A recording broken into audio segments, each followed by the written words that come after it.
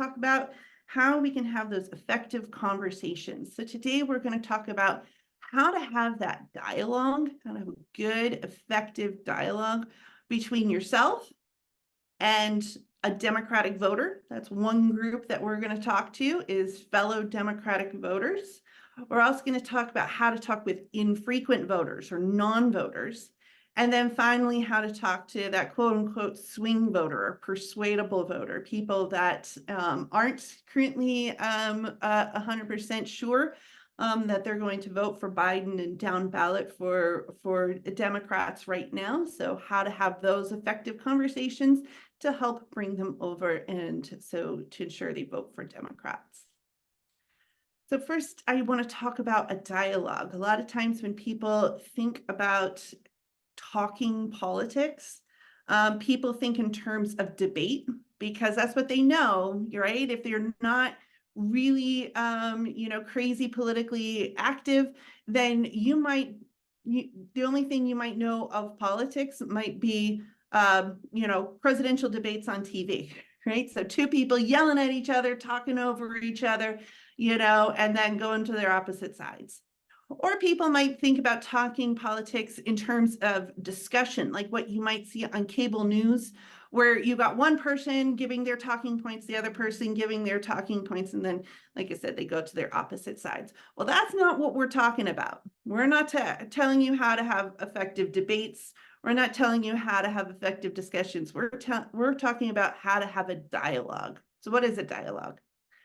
Dialogue starts where you start the conversation by asking others how they feel. Find out where they're at and then actively listen. You really want to understand where they're coming from. And the next, you want to then make that connection. So be listening, hearing about where you guys have something in common, where you can make a connection with that person. And then you can share with them, what your personal reason of why you care. What is that story that you can then tell to them about why you care? And then finally, the third part of a dialogue is to offer help. So provide some sort of information to them that helps them, or to ask them to come along and join you. So that's that anatomy of a dialogue, just to set that off, that is the kind of conversations that we are hoping to have one-on-one with voters. So today's goals, we're going to start off with what I call your homework. This is preparing your own personal stump speech. So stump speeches aren't just for candidates. Candidates aren't the only ones that need to be able to really articulate why they care and why they're doing this. You as a person who cares, I kind of like to think that by caring, now you have that responsibility to get out there and talk to others and share that with others if you want to take that on. So you want to be ready to articulate why you care. And then we also, the other part of the homework that we're going to go over first is then to really understand where people are at. And then we're going to move into active listening. So just build up your tools, your skill set to how to actively listen when people are speaking, making that connection, and then finally making that ask. So let's start off with that homework. So as we get underway, I like to say that if you are waiting for permission from a campaign or a party or somebody like that to give you a task, a job, to talk to the people around you and talk to people letting you know you have that permission right now. So you have the job right now to go out and talk with people and talk with people in your area, not waiting on anybody. You now have it. You are now a volunteer, and you can get out there and get started right away. So first piece is what I like to call your homework. Before you can go out and start having these conversations with people, you need to take a little bit of time, or you should take a little bit of time to be able to really introspectively think about why you care and be able to speak to that. So first piece is self-reflection. So taking that moment of self-reflection to say, first of all, what what is really driving you, right? What is in your gut that is really driving you to come to a room like this on a Thursday night in February, right? What is driving you to come here, right? And be able to speak to that. We call those your core values. So dig down, dig down past uh, an issue that brought you here is great, but why is that issue so important to you? That's what we're talking about. Can you articulate that? Not the issue itself, but why that issue is so important to you. So again, take that time to really think about that why. And next, you want to then recall a time when you really felt those values. So recall a time that that that either you felt really upset, something like that made you realize that this issue or something that is very important to you. So you want to put that in terms of a story. So we're going to go through this slower on the next slide. And then next is, I like to call, you're making that turn. So you've been talking about yourself. So you spend a couple sentences saying about what's so important to you, why, what occurred, what made you realize that this was something that was so important to you, and then making that turn. Is there a candidate out there that then reflects those values that you have? If that person was in office as opposed to somebody else, how would that benefit you? How would that help the issue or the things that you think are very important? So make that reflection over to a campaign, and then talk about why it's so important right now, right? Put the urgency on it. Why do people need to be acting now? So again, put that into a script. If you're looking for a script, you don't have to follow the script, but if you want to build up some practice in this type of articulating, then here you go. Here's a script. So you start with your feelings, right? We all have feelings. I find, Democrats, we're in our head a lot. We like to talk about, issues but don't often like to talk about those feelings. So let's do that. We all have feelings. Feelings are something that we share. So when you tell somebody, I feel angry, somebody else could be like, I feel angry too, right? They're going to be able to relate to that. Say, I feel fed up. Maybe you feel fired up. Maybe you're really excited. I know here in my county in Indiana, we've had 4 fantastic women step up. Never done anything like this before. Step up to run and take on MAGA Republicans. You better believe I am fired up. So I feel fired up, right? And then talk about that core value. What is so important to you? So I feel fired up because for me, democracy is super important to me. And when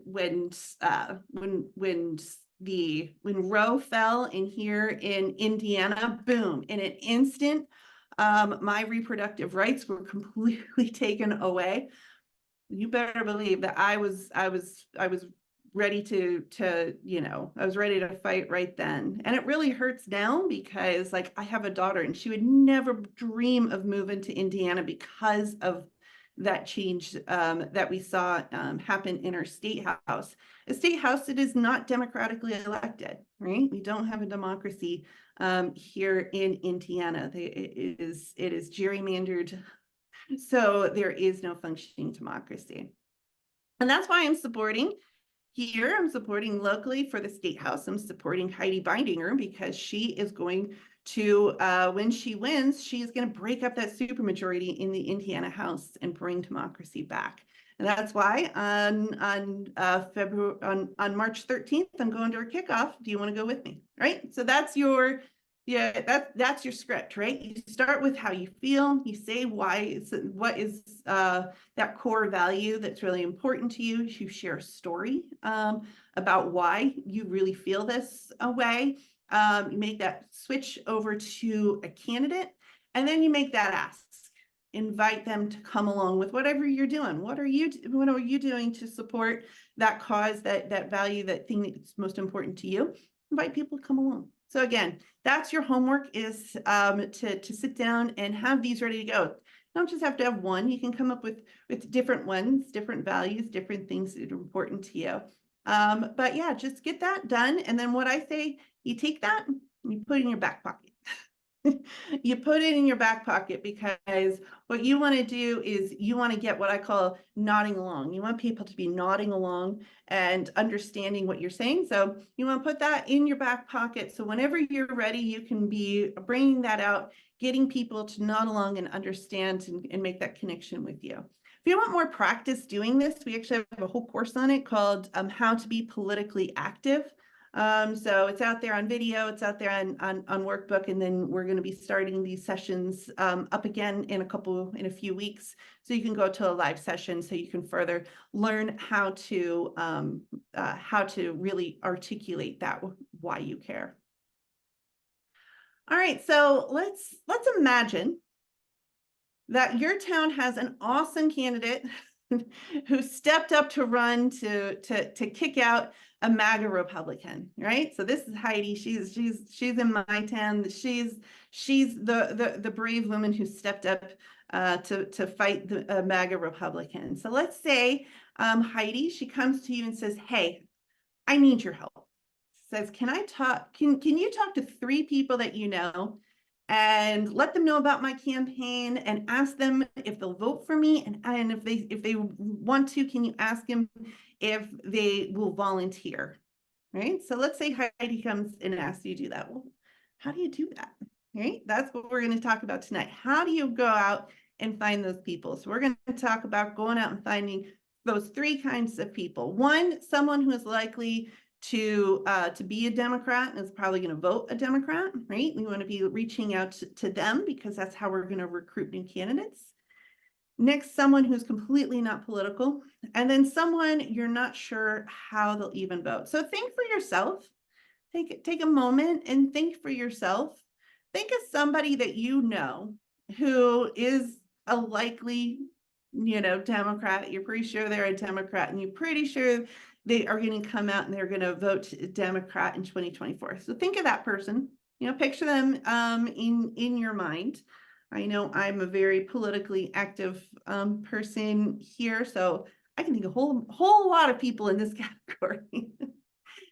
And then also think of somebody who's not that is like completely not political, right? They're really disengaged from all of this political talk. I can think of that person right now. I can hear him walking around upstairs. And then third, think of someone who you're not actually sure which way they're going to vote, right? Maybe they're even kind of leaning towards the other side. You're not even sure which way they're going to vote. So if you can think of those 3 people as we go through, that's going to help you really be envisioning putting this stuff into play. So why these 3 groups? Why am I asking you about these 3 groups? It's because campaigns target these 3 groups. So a campaign, when it gets underway, it will take the electorate that is out there, and it will be splitting them up into these 9 boxes. So the top of each of these boxes is, how likely are they to vote? Are they a likely voter? And meaning that, we got data on that. The voter rolls do tell us, they don't tell us how someone voted, but they do tell us when somebody voted. So we can tell does somebody vote every time, or do they vote a lot, or are they an infrequent voter, or are they a non-voter? Have they not voted in the past? So at that top line, is separating people into either, likely voters, potential voters, or non-voters. The next one in each box is, how likely are they to support a Democrat? Are they very likely that when they vote, they would vote for a Democrat? Could they go either way? Maybe sometimes they vote this side, sometimes they vote the other side. Or are they likely to vote for the opponent or for the competitor, right? So they split these into these. So campaigns are working working right now. I can tell you right now, I'm doing this for campaigns. Split is creating these universes with these different groups. The bottom voters, the people that are going to support the opponent, we don't touch those. Campaigns are not going to spend their time reaching out to those voters. If you do want to reach out to those voters, it is called deep relational organizing.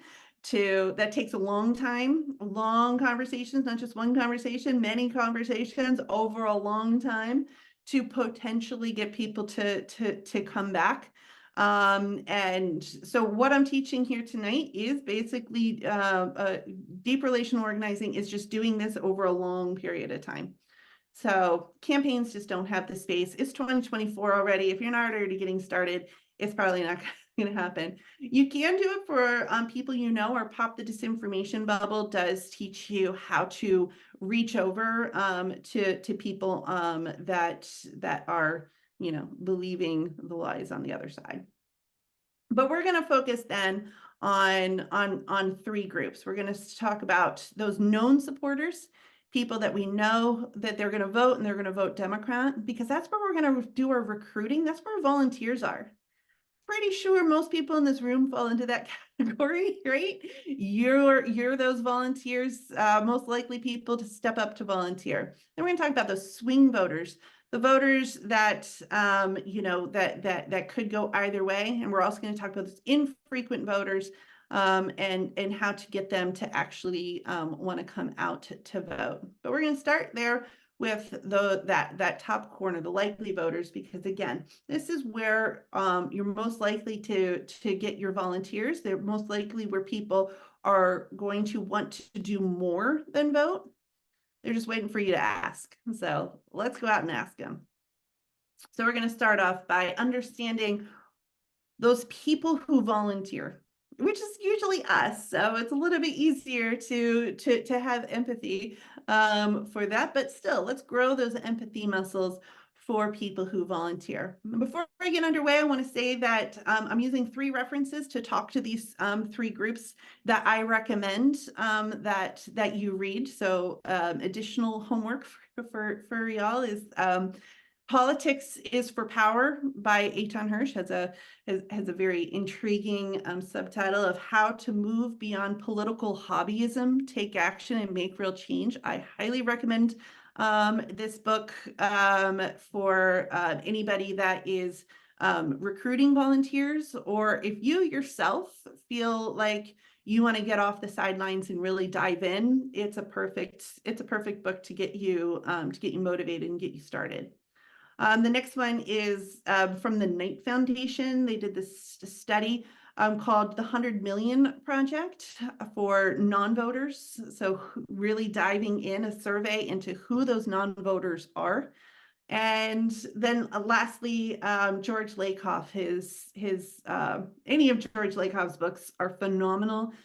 His kind of like core initial book of Don't Think of an Elephant, highly recommend that one to everybody. It really gives you a good insight into how people, how conservatives think, and then how we can do our phrasing and talk to voters in a way that's going to break through. So I'll be touching on all three of these going forward, but just wanted to give you those references here up front. All right, so why do people volunteer on campaigns? So Eitan's book goes through 5 different categories of volunteers. I'm going to read them to you and let me know if any of these, so the next slide we'll go through and you let me know if any of these sound like you. So why do people volunteer? First, it could be for an issue. There might be a particular issue that really motivates you to get out there, an issue that you're really keen and passionate about. Next, it could just be social. It's fun. This is where you meet. That's where you meet your friends. It gives you a sense of purpose. Gets you into rooms like this where you get to hang out with like-minded people, right? So maybe it gives you that great social outlet. Maybe you're a regular. I know we got one popular in this room with Terry. She's been doing this, her whole life. So maybe you're an experienced volunteer and you're just always helping out with campaigns all the time. You could be seeking an opportunity. Campaigns are a great place to get some job experience. So, and also an experience of just meeting new people. Maybe there's a particular candidate that you really like, and by working on their campaign, you might get a chance to meet them.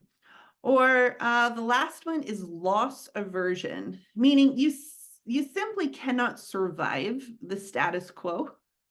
You really don't have a choice to get out there.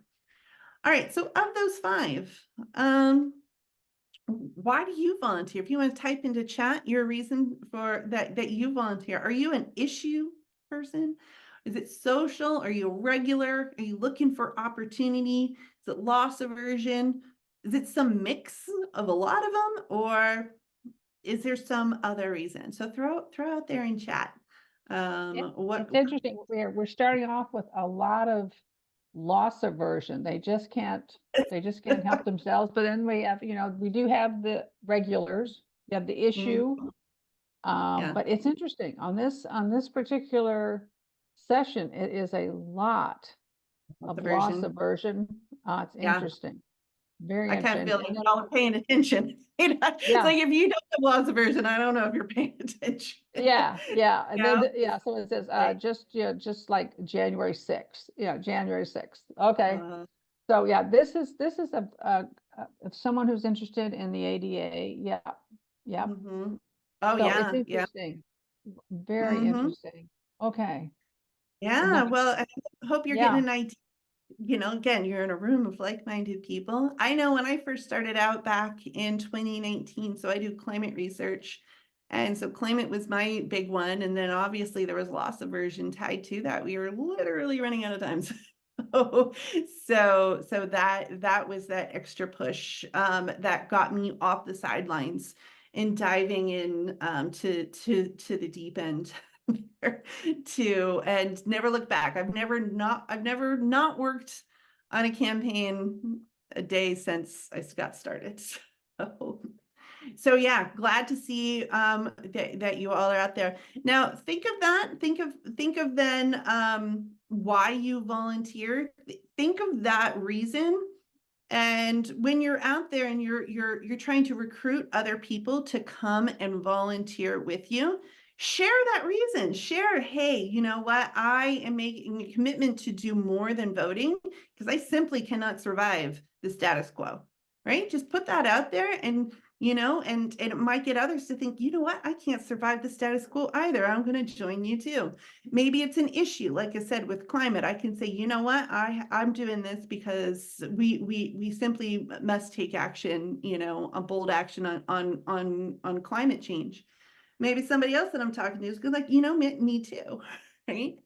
So again, be understanding those different reasons why people do volunteer will help you when you're talking to them. One, to talk about yourself, where you're coming from, and then ask them where they're coming from, where are they at, and then that could be a reason why you can encourage them to come out and do more than vote.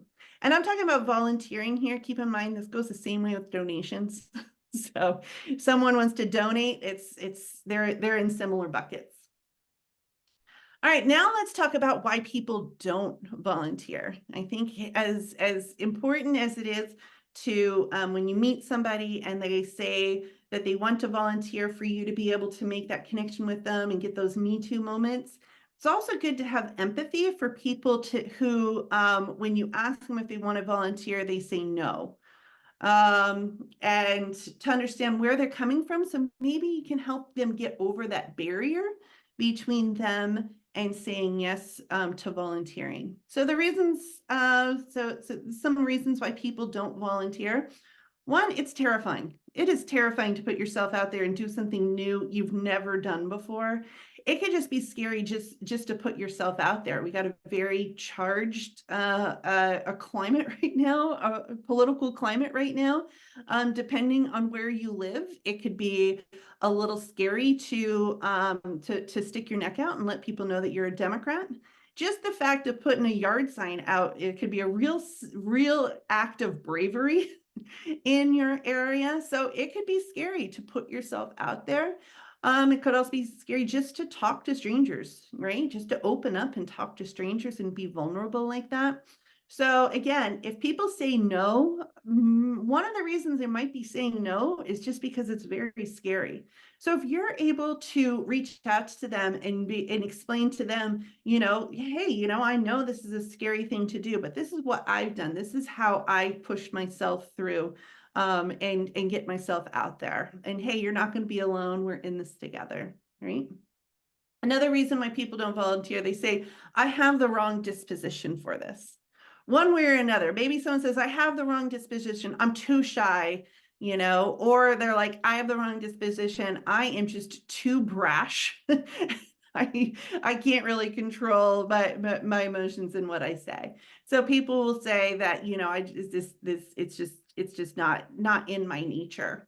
And so yeah, they might just say no, but they might not but if you ask them, you dig down a little bit more and they're able to say, I'm just too shy or I'm just too loud.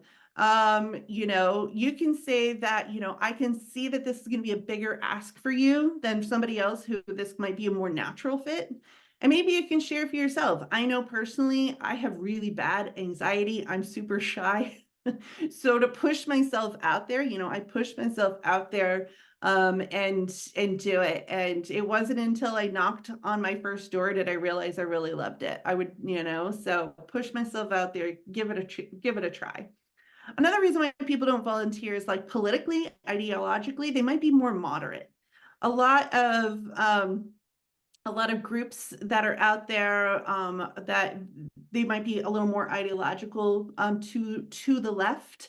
And if you feel more moderate, you might not feel like there's a real place for you. But just know that, a lot of people, numbers wise, most people aren't on the extremes of the party, right? They're more in the middle.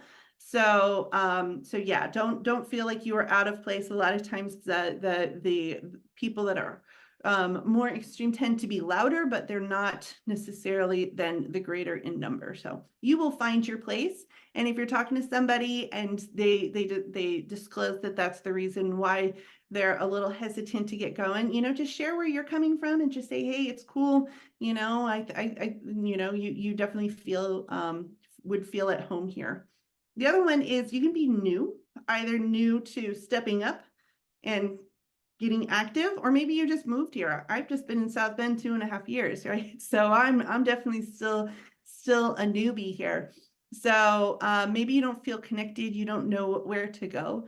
So if somebody sounds like they don't want to volunteer because they feel too new, that's when you say, hey, you're very welcome here. This is a great place. Getting involved in politics and volunteering is a great way to get to know your town. I know I've been South Bend 2.5 years, but I got to walk all different parts. I got to see and all different parts of this community and meet so many different people. It's a great way to feel connected in your city. So again, put your arm around people when they hesitate and when they say no, and try and figure out why.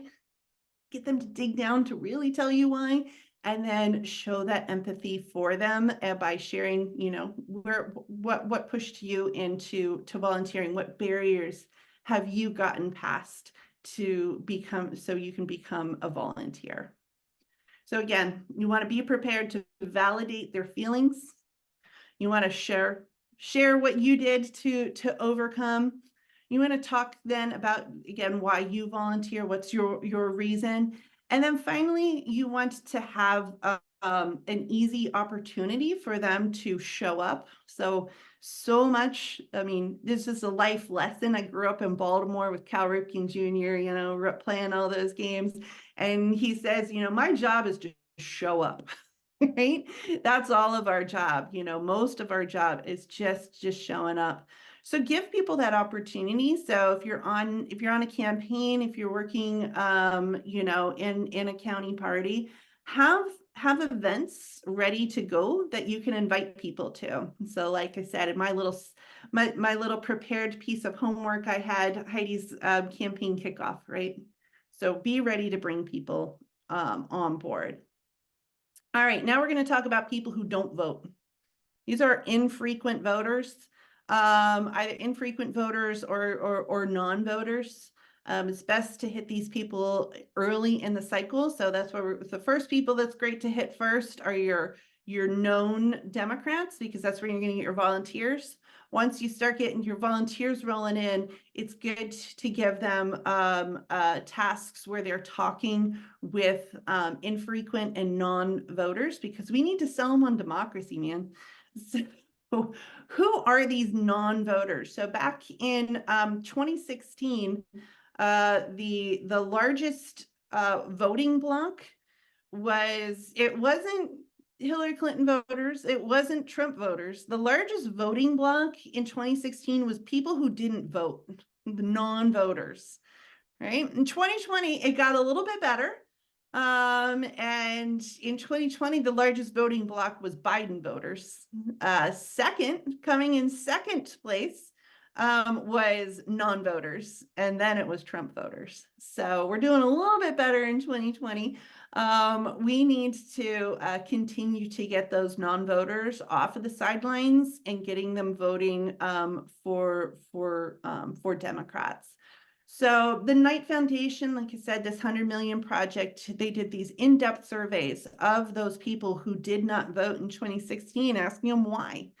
And, there's 100 million different reasons why people didn't vote, right? Number one, not voting, it is a choice. It's not that, that they didn't know. For most people, it is a choice not to vote. So the thing is, if we can get those non-voters to show up, most of them are going to vote for Democrats. Even here in Indiana, if we could get our non-voters to show up and vote, most of them are going to vote for Democrats. So who are they? So 21% of those non-voters in 2016 were what's called established progressives. So they're slightly older. About half of them have college degrees. They're working. And their most common reasons for not showing up to vote is that they just don't like the candidates. They didn't know enough about the candidates to like them.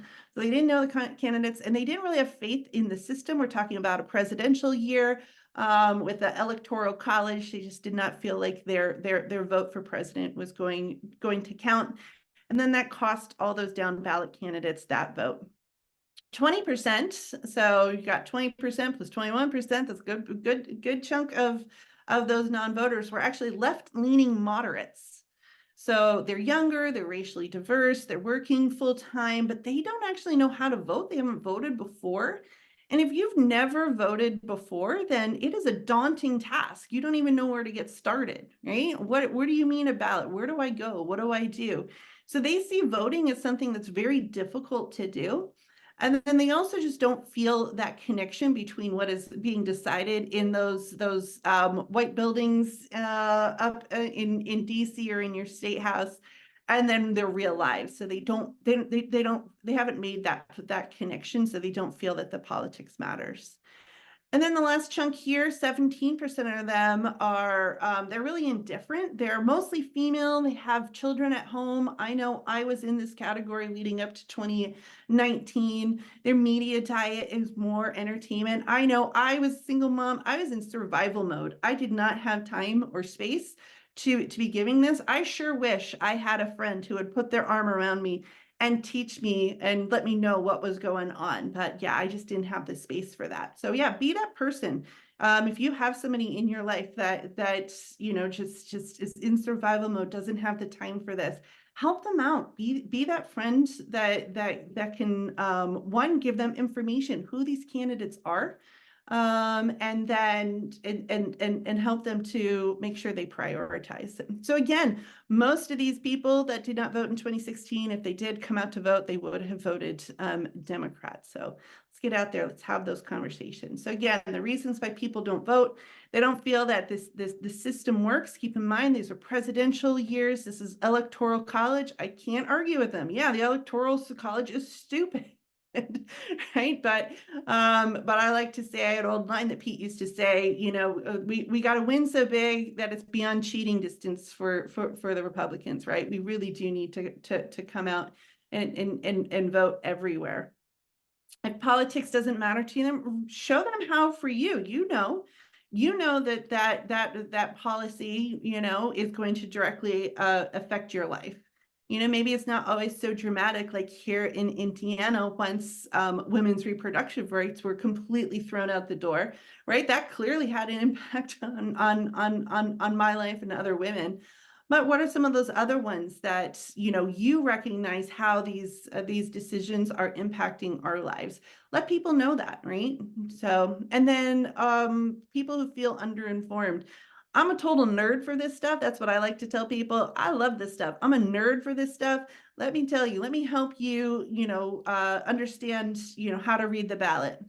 Let me help you, you know, learn something about these candidates, right? So help people so they don't feel so underinformed. So again, big one at the top, always validate those feelings, right? So if someone tells you that they feel like the system doesn't work for you, don't dismiss that. That's a true feeling. They really do feel dismayed. So validate those feelings and then help them. How did you? I mean, I'm sure you felt that as well. When you hear the words electoral college, you feel that same way. How do you then push yourself to be politically active and take part?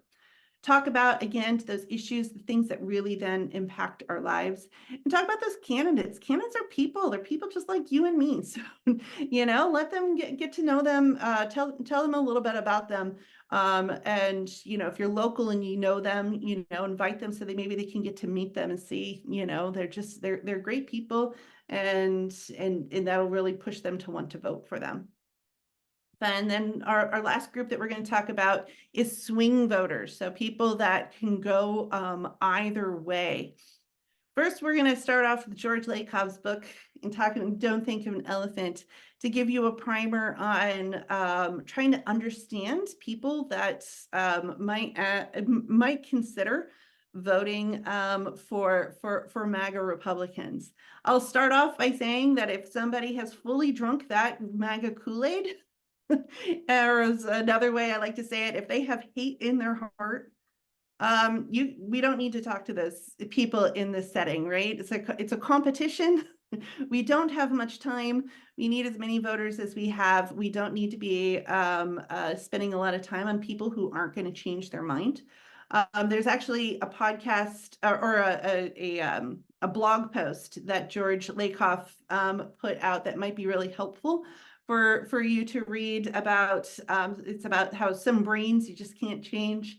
So I know we're called building bridges. I know, you know, we would like to be able to reach out to everybody, but there are some people that in this time, it's 2024, we're not gonna prioritize those. So again, be thinking about people that are persuadable, right? You can still bring them on over. So let's have some empathy, sort of why they can be ambivalent about a choice that might for you might seem really obvious. Why for others might it not be so obvious? So George likes to talk about how in the US we have these two moral systems. We got a progressive moral system and we got a conservative. So progressives, so most people in this room might come from the progressive side, where you were raised or your brain was wired in a way that you care about everybody. Your sense of morality comes from taking care of others. It's more of a nurturing kind of sense of morality. And then there are others here in America, and this is not just recently, this is since America has begun. We've had these two moral systems. I'd want a conservative moral system, which is based on a hierarchical system, where then people, yes, you have a lot of empathy, but you have empathy for people who you consider to be in your in-group. And then that sense of morality then comes from a discipline and adhering to that hierarchy. Now, these are pure models. Most people are a mix somewhere in between. So your persuadables are going to be people that have a mix somewhere in between and maybe a little bit more over on the conservative side than you. But just know that there are these two models. It is two models, and it's literally how our brains are wired. So it means that we're going to interpret things differently. We're going to interpret facts differently. We're going to interpret logic differently. We're not going to have the same sense of logic. And then, of course, our morality is then going to be different. So when you go and you want to talk to people who, like I said, could be coming, have a different mix of the moral system than you want to avoid the things that you would have, that you would not have, you might not have in common. So that's like I said, how you interpret facts, your sense of logic, that sense of morality. You don't want to talk about those things. But what can you talk about? We've already covered it here tonight. That's what was the homework, was talking about your values and then sharing a personal story. And when you share that personal story, you want it to be about yourself or about people that you know. Again, think about an in-group on the other side. Who's your in-group? So that's people that you already know. So you don't want to talk in theory. You don't want to talk about, some story about someone you don't know. You want to keep it very personal. And if you do that, it doesn't matter who you're talking to. You can be talking to somebody who's a strong, who's very progressive, or you can be talking to someone who is much more conservative, and they're going to be able to understand you. So again, that is using that common language. That common language, those values that you can talk about, there's so many. This is just a little smattering of them, but this is what I like to call your nod along words. If I say family is important to me, people are going to nod along, right? Whether or not you're very progressive, very conservative, say family is very important to me, you're going to get people to nod along, right? So these are what I call your nod along words. So dig down again past issues and get down to these nod along words, and then start your conversation off from there. Again, you start with your feeling. I feel fired up. And why? Because, I feel fired up because, let me pick one. Justice is important to me, right? People are going to nod along. I just want to start off with being on the same page. So again, going back to that anatomy of a dialogue. So when you start that conversation, you want to be asking people how they feel and do that active listening. So that's what we're going to cover now. You got the rest of it down. So that making connection and sharing your story, that's your homework. That's in your back pocket. You're ready to go on to step 2. And then that third part about providing that information, asking them and showing you, again, that was part of your homework. So relating it to that campaign, and then knowing how then to ask people to join you, to volunteer, to do more than vote. So let's go back to step number 1. How then do we ask people, hand the microphone over and ask people how they're feeling, and then do that active listening? So again, the best way then for people to hear you is to first actively listen to them. So it is reciprocal. So if you spend the time to listen to them and understand where they're coming from, when it's your time to speak, they are more likely then to actually listen to you and try to understand you. So let's give them that opportunity to be heard. Again, we discussed this about the different conversation styles. We're not going to be throwing talking points at each other. This certainly isn't a debate. This is a dialogue. You're going to go into it, be open-minded. You really like open-minded. I'm a body language person. Keep your arms open, be open, be curious. And what that's going to do is you want to be feeling like you are creating this space, this safe space between you and that person, where you can have this different kind of discussion around politics. You want to focus really on listening to that person and ask those questions, because you want to go into this wanting to understand more than you want to be understood. And there's a little tip that I always like to say: never assume make them say it, which means you keep asking them questions, until they themselves are really saying it. So again, you don't want to assume where they're coming from. You want to be making them say it. So again, you want to understand more than you want to be understood. It just feels good. It feels good when people want to get to know you and want to hear your side of things. It feels people want to be respected. They want to be heard. So let's go out there. Let's give it to people. Might be the only time you're talking to that person. Might be the only time in this 2024 cycle that someone seriously asks them, and is open to hearing their opinion on, on this 2024 race. It might be the only time, right? Most of the time, they might just be listening to other people, but they won't be actually speaking themselves. So let's give them that opportunity. It'd probably be a very unique and special opportunity for them. So again, open up with a question. You can just keep it very light because you're asking a question, an opening question, just so you can hand the microphone to them and have them answer it. So again, you say, I'm really excited about this upcoming election. How about you? Is there something that's important to you right now? So that's a good opening question. I will say we're talking with people this is also what you're going to be talking about at the doors.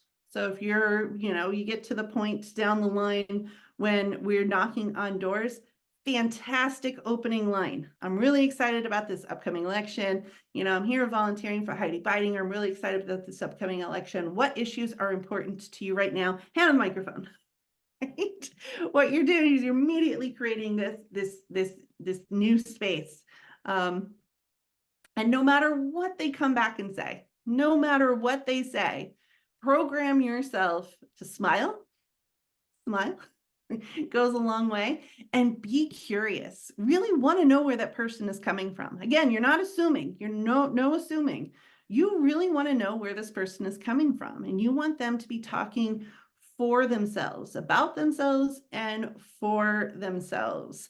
So, like I said, this usually is like the only time anybody is, a stranger is going to come up to them and really, really want to know what they're coming from, not what they heard elsewhere. There's a good line I like to use. If I hear a talking point come flying back at me, I'm like, what? I think I've heard that one before, but what does it mean to you, right? Put it in your own words, right? So you want to be curious, you want to be smiling, you want to really understand where they're coming from.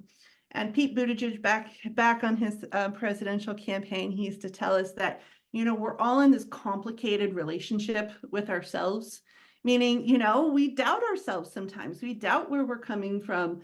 So, if people are, if we understand that, we can help people figure out where they're coming from by having these conversations. So again, let's be that person that helps them figure out where they really do stand on things.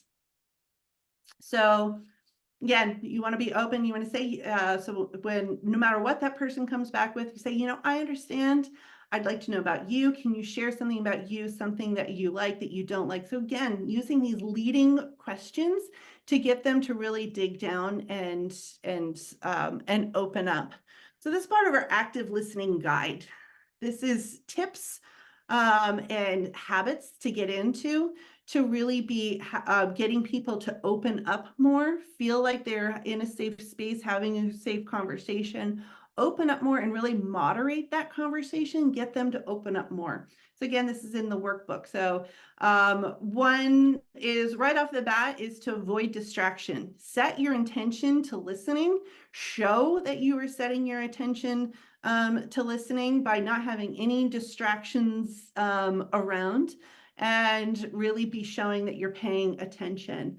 There's, again, when that person is talking, you are not thinking about your rebuttal. The only thing you're thinking about is one, trying to understand where this person's coming from. What more questions do I need to ask them so I can understand where they're coming from? And the only thing you want to be listening for is that moment when you're like, oh, me too. Oh, I feel that. Oh, I see where you're coming from, right? Those are the moments you want to be looking for.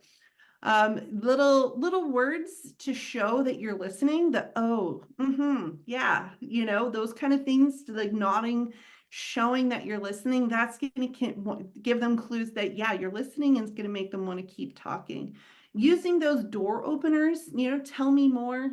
Oh, that's interesting. Tell me more about that. Hey, can you explain that to me? Something like that. Get them continuing to talk and open up. Of course, do not argue. Again, not a debate. Not a debate. This is just a discussion. Do not argue. So if the person starts getting really angry, if you feel like that person is, there's that you need to kind of tone it down, just reflect and show that you can see their emotions. Say, I can see that you are really upset. I can see that you are really frustrated, right? They don't need to keep showing you that they're frustrated. If you can say, I can see that you are very upset. So again, validate that feeling, say that you can see that. And then, of course, always be looking for that common ground, no matter how small the little common ground might be. But yeah, always be saying it. And when you see it, say it. So when you see something that person, or if you feel some connection to that person, don't let it go unsaid. Nope, this is your time to really say, yeah, me too. Yeah, I feel that. That feels good. Feels good to make that connection with that person. So, and then now is, once you feel like that person has opened up, you understand them, you see where you're going, you've made that connection, right? They've said something that made you say, oh yeah, me too. Or, you know what, I can see where you're coming from. This is when you bring out your homework out of the back pocket, right? This is when now you take that microphone and you know what to say. Well, I feel fired up because democracy is important to me. Right? So now you have that thing ready to go. And then you can go through, share that personal story. Again, you just listen to them. They're much more likely to listen to you. And then you make that turn over to the candidate, and then you tell them the action that you're taking, and you invite them to come along with you. So again, we're just wrapping up here at the end. So what you really are trying to do is you're trying to build a rapport, trying to build trust between the person you're talking to and yourself. So if the person you're talking to is not as politically active as you, you want them to feel like they have a connection to somebody who is politically active. Maybe they're not as strong of a Democrat as you. You want them to be like, I just met this Democrat and she's pretty cool, right? You want to get them to have that rapport. You want to get that sense of trust. And the basis of trust is vulnerability. So if you can be vulnerable in front of that person, so that is by creating that space, allowing them to talk, giving them that time to respond. And then when it's time to share, you're sharing a personal story, something about yourself. Those are all ways. Staying open. This is very, it's not a defensive stance, right? This would be defensive, crossing your arms, keeping your arms open, very vulnerable. And it's a way, like I said, of building that trust, because that trust is reciprocal. If you don't know something, another way of being vulnerable is saying that you don't know.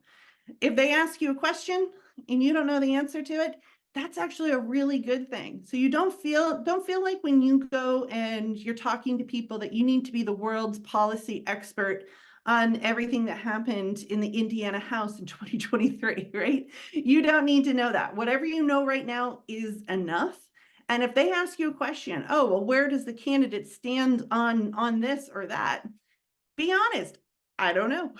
I don't know, but let's look that up, right? Let's look that up together, right? So maybe, it could be, hey, let's find, they've never voted before, right? Hey, let me help you. I'll show you where you can go. So offering that service at the end is a great way, like I said, to open up and continue to make the most of that conversation, and always be making that ask, no matter how that conversation went. You want to be making that ask at the end. One, it just feels good to be asked, right? So even if that person doesn't sound like they're fully all the way over and wanting to help, maybe they really haven't, said that they're going to go from non-voting to yes, I'm definitely going to vote. ask them, hey, will you show up and vote, or if, will you come out to volunteer, right? Put out that ask. Sometimes people have to be asked over and over and over again before they will say yes. Be one of those times that they get asked. So always be adding that ask in. And finally, you want to write it down. Campaigns run on data. Data simply is when voters tell someone on the campaign that they're going to support the candidate. That is data. Yes, no, for that person. If that person is going to come out to vote, yes, no, for that person. That is the data that drives campaigns. If you're having a conversation with somebody and you know that that person with that name says yes or no to supporting the candidate, that is data that is very valuable to a campaign.